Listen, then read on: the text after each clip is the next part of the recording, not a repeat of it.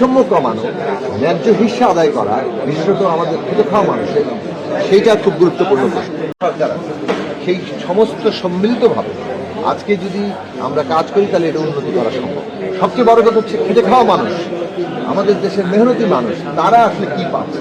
এবং এটা দেখবেন যে আমরা একটু দফার মধ্যে এটা বলেছি পরিষ্কার করে, আমাদের দল থেকে আমাদের প্রোগ্রাম আছে এবং বিএনপির পক্ষ থেকে যেন তারেক রহমান অনেকগুলো কর্মসূচি দিয়েছে এবং আমরা পরিষ্কার করে মনে করি যে এই যে সাধারণ মানুষের ন্যায্য হিস্যা আদায় করা, এইটা হবে আগামী দিনে খুবই গুরুত্বপূর্ণ কাজ। কারণ জনগণের মধ্যে যদি তীব্র বৈষম্য থাকে তাহলে বৈষম্যহীন আন্দোলন করে আমরা যে জায়গায় পৌঁছতে চাই সেটা সফল হবে।